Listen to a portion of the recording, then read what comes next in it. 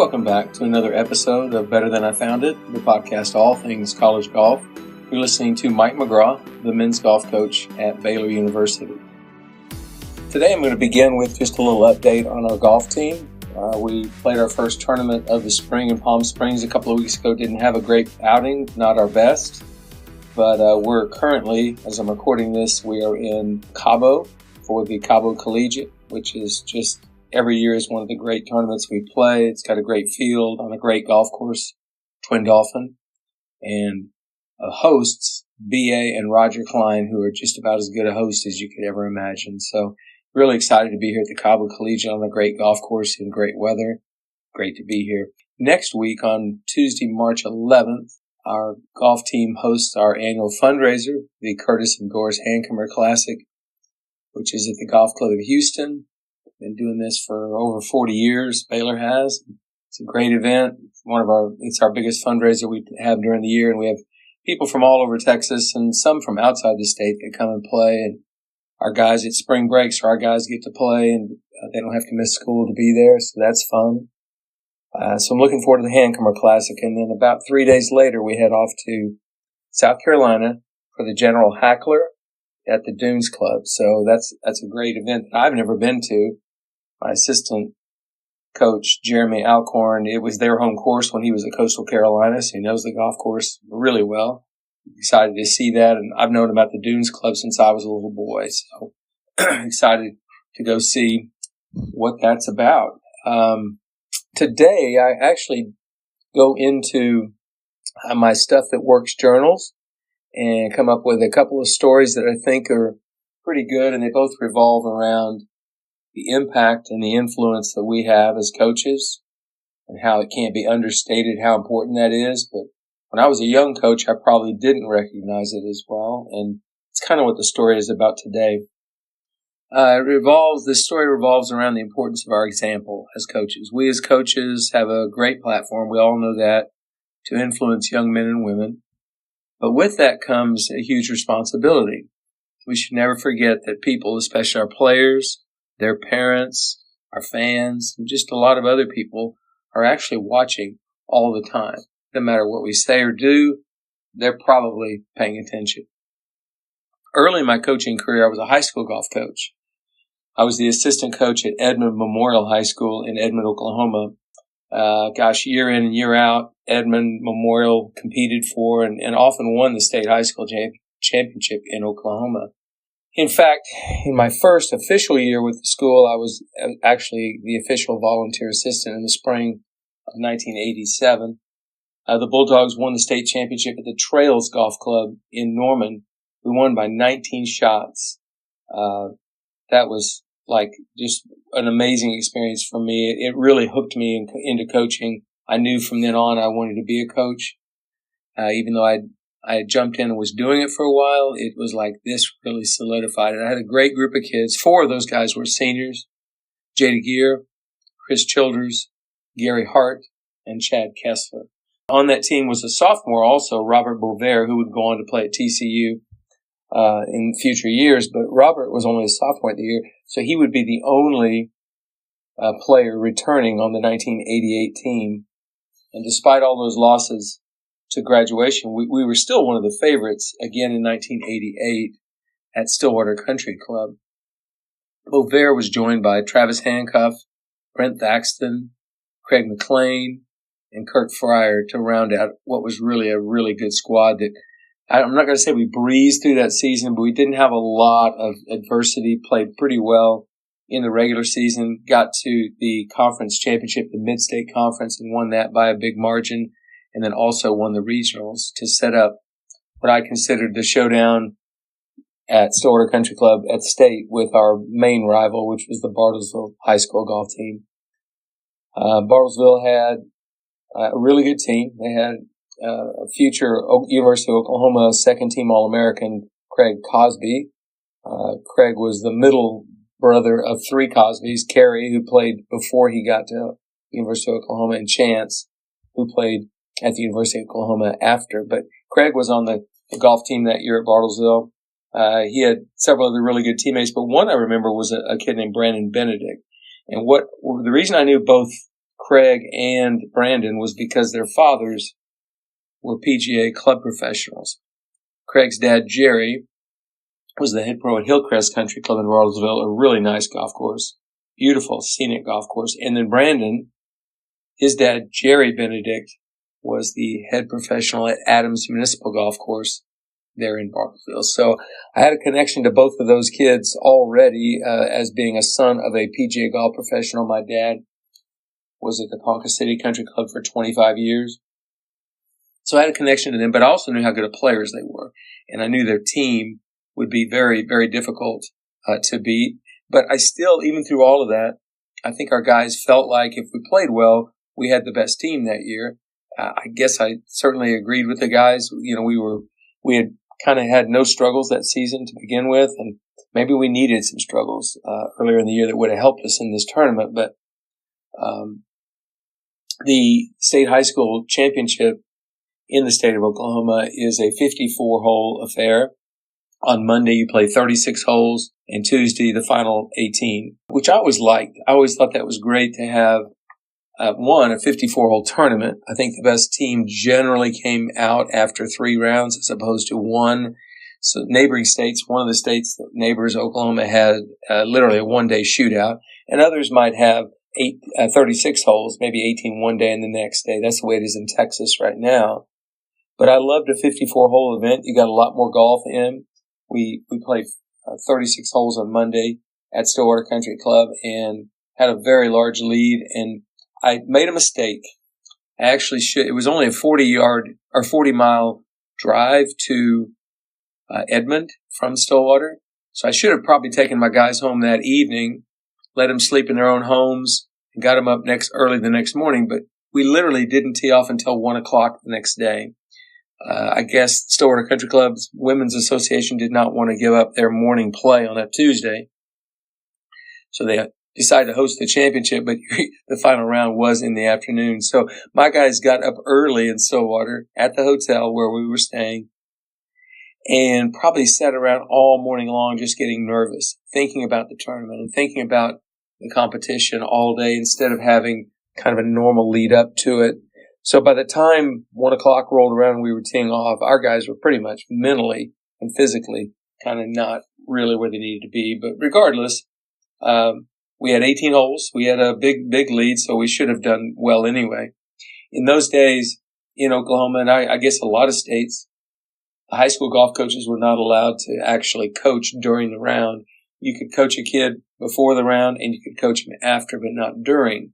So whatever I had worked with on preparing these guys for the golf course and for the competition, basically when they teed off on number 1, I didn't get to say another word to them.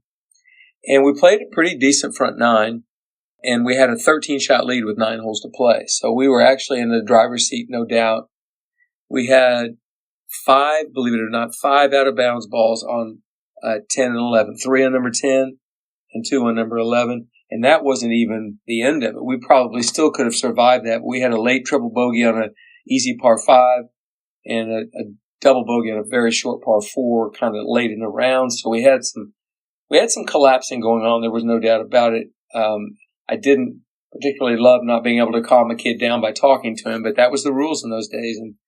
And as we came up to the 18th green, my last player was coming in and his score was not going to count. That was obvious. He was playing a very poor round. And so we basically knew what our team total was that day. We also kind of figured out, even though there wasn't live scoring at the time, we kind of figured out what Bartlesville was. And I realized we were going to lose this tournament. So even though my final player was still hitting his approach shot to 18, I pulled all the guys aside and said, guys, this has been a tough day for us. We're not going to win this title today, and I know that's going to devastate each and every one of you. But before we have the award ceremony, I want you all to compose yourself. I want you all to think about how important this moment is. One, for you as competitors, it hurts. There's no doubt about it. And 10 or 15 years later, it will still hurt, believe me. But number 2, those Bartlesville kids who are going to win the day, they're going to remember exactly how you treated them. If you took your hat off, if you shook their hand with a good firm handshake, if you looked them in the eye, they're going to remember this moment of how you handle this adversity and this loss forever and ever, or at least I believe they will. So I think it's a great moment, a great opportunity for us to act with class. We did not win the day. That's unfortunate. Our day will come. We'll have another day when we will win. So our last player came in, and Bartlesville was sort of celebrating because they realized they had won the tournament. And there was an award ceremony, and our guys went over and did exactly as I asked. They shook the hand of each Bartlesville player and the coach and just handled it beautifully, just exactly actually as I wanted them to handle it, as I'd hoped they would handle it. And I thought, okay, that's disappointing, but the fact that they handled it the right way, I can live with that. We're going to have our day. It's coming. So before I tell you what happened after this round in the parking lot, I need to go back in time to my sophomore year in college. I was in the apartment hanging out with my golf team members, my teammates on the golf team at Central Oklahoma. And one of my teammates offered me a dip of Copenhagen snuff. So I'm going to read directly from my journal, what I've written in here and Stuff That Works, and kind of give you some backdrop here. I took my first dip of Copenhagen snuff in September of my sophomore year in college. One of my teammates had offered it to me. I'd never even considered dipping prior to this time. But what's the harm, I thought to myself. After all, one of my childhood heroes, Dallas Cowboys running back Walt Garrison, had said it was a safe alternative to smoking. Within 2 weeks, however, I was dipping a can a day and obviously addicted to tobacco. For the better part of the next 8 years, I was either dipping a can per day or I was fighting to quit dipping. It was a constant battle, a battle I knew wouldn't be easy to win. I usually had 3 or 4 cans going at the same time. I had one in my bedside table. I had one in my car. I had one in my golf bag. I couldn't bear to be without my tobacco fix. In fact, a good majority of the junior golfers I worked with at Kicking Bird and was around during those years used the addictive substance as well. Therefore, even if I ran out, there was always someone nearby who could give me a dip. As the years passed, and as I continued the nasty habit, research began to reveal the negative side effects related to its use. Sadly, my better judgment was overpowered by my addiction. Looking back, it's kind of like hard to believe that this wasn't totally obvious to me. In fact, my dentist, Dr. Jay Lee, had told me about it. He said, Mike, you got to quit that. I was probably 25 or 6 when he told me that. Nothing ever completely affected me. Nothing ever changed my mind. I was trying to quit, but obviously I didn't want to quit badly enough to go ahead and do it. So, anyway, that gets to the point that I'm getting ready to make from this story. As difficult as it was to stomach that result that day at Stillwater Country Club, I've always felt there's so much learning that takes place for players and coaches alike in a loss such as this. But the humility we learned as a team that day wasn't the only life-changing moment for me that week. Following the award ceremony, our players were gathering near the parking lot, preparing to leave, when a woman that I recognized motioned me to come over to talk to her, which I did. He was the mother of one of our competitors, Brett Williams, of Norman High School. Now, I'd gotten to know Brett pretty well during his career, as we saw Norman 4 or 5 times each season. Like me, Brett used smokeless tobacco. On numerous occasions, I had bummed a dip from Brett, and he would do the same with me. As I described earlier, it was pretty normal for me, and it didn't seem inappropriate whatsoever. I didn't really think there was anything totally wrong with it, although it was a nasty habit. So, as I approached Brett's mom, running through my mind were all the glowing comments she was about to say to me. She began, Coach McGraw, I just want to tell you how much I've appreciated the way you have coached and competed against our team through the years. Also, you've treated my son with such respect, so thank you for that. But, Coach, if I could ask one favor, please don't give Brett tobacco when he asks for it. I've been trying to help him break the habit, and your giving him the tobacco doesn't help. She thanked me again, shook my hand, and rejoined the Norman team. She had been so nice and respectful with her comments, but as I stood there for a few moments, trying to reconcile what she had just said to me, I was ashamed, embarrassed, and disappointed in myself. Till that moment, I hadn't given it one moment of concern or thought.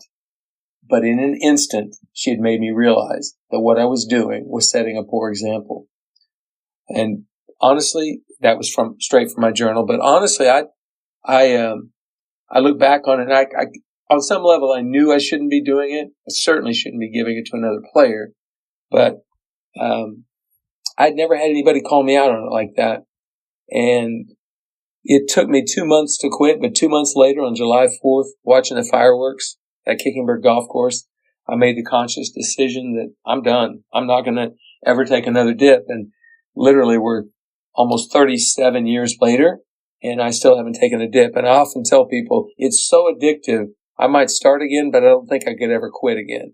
But knowing that, it keeps me from ever taking another dip. But I look back on it, and I think of the influence I was having on another player, on a player on another team, in fact. And I'm thankful that his mother set me straight that day. I'm thankful if she hadn't, I probably wouldn't have gums today. Probably would have lost some teeth. I don't know what I may have had cancer, oral cancer. Who knows what would have happened. So I do have her to thank for that. It took me a couple of months to quit, but once I decided to do it, I finally quit. It was no doubt about it. So, if I could go back to that moment, thankfully she told me that, but also what I had tried to do with my players, which was tell them to set a good example here on the way we handle this disappointment. And so they pleased me that day. They did it as I had asked. They handled the stress and the misery of that loss in a great way. If I could fast forward several years later, I was in a mall in Oklahoma City shopping when I ran into Brandon Benedict. He was one of those 5 players that I told you about who played for Bartlesville on that day at Stillwater Country Club. I hadn't seen Brandon since that fateful day at Stillwater.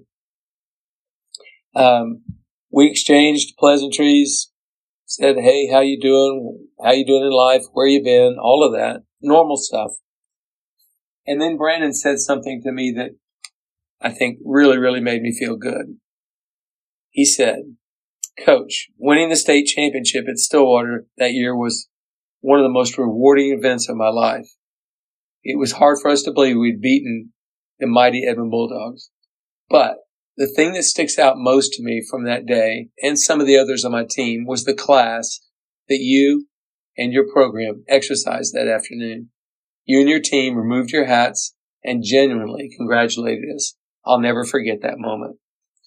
So, one, thank you, Brandon, for saying that to me that day in the mall. But two, out of the same tournament where I was embarrassed by my example, and a parent of another player on another team had to call me out, years and years later, another player on another team made me understand that some of the example I had was good, and that I tried to have our guys show class as we were going. I've always known this, and I've always told players this: I can't control what you shoot. There's no way I'm going to ever be able to do that, because if I could, you'd shoot 18 every round. I can't control what you shoot, but I can have an impact.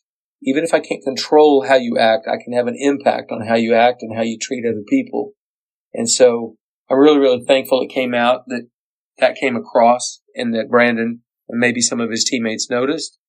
And by the way, I do still keep in touch with Brett Williams to this day, and I've connected with Brandon as well. So I think how you treat people does matter. How you treat your opponent does matter. You're fighting, doing everything you can as a coach to get your players in a position to win. But ultimately, when it comes down to it, relationships are more important, and they last a lot longer as well. Now, these are two separate incidents